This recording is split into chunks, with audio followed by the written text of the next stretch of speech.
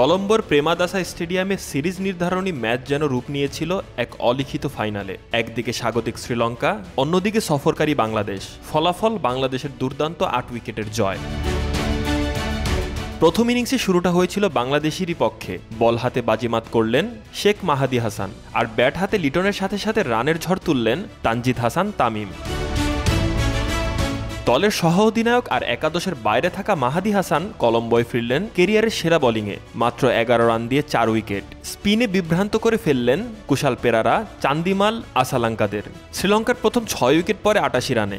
তবে ইনিংসের শেষ ভাগে সানাকার ঝড় আর শরীফুল তানজিমদের খরচে বোলিংয়ে রানটা ঠেকে ১৩২-এ। শরীফুল একাই দিলেন ৫০ রান। শুধু শেষ ওভারেই তুষারাকে ২২। জবাবে বাংলাদেশের ইনিংসে প্রথম বলে হারায় পারভেজ ইমনকে, কিন্তু সেটি ম্যাচের মোড় ঘুরিয়ে দেয়নি একটুও। তানজিদ ও লিটনের ৭৪ রানের জুটি জয়ের ভিত গড়ে দেয়। এরপর হৃদয়ের সঙ্গে আরেকটি বড় পার্টনারশিপ জয় নিয়ে ম্যাচ শেষ করেন তানজিদ তামিম। ৪৭ বলে কেরিয়ার সেরা, অপরাজিত ৭৩ রানে। নিজের জায়গা নিয়ে শ্রীলঙ্কা সফরে বারবার প্রশ্নের মুখে থাকা তানজিদ তামিম এবার দিয়েছেন উচিত জবাব। তার ইনিংসে ছিল একটি ৪ ও ৬টি ছক্কা, রীতিমতো আধিপত্য দেখানো এক innings. Man of the match হয়েছেন শেখ মাহাদি, তবে জয় শুধু একজনের না, এটা মাহাদির ফিরে আসার, আবার তানজিদদের মতো নিজেকে প্রমাণেরও দিন।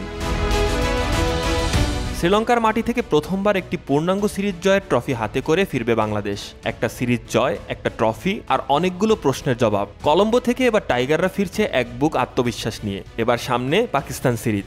মিরপুরে ৩ ম্যাচে টি-20তে কি লিটনরা পারবেন এই জয়ের ধারাবাহিকতা ধরে রাখতে? সেটাই এখন দেখার বিষয়।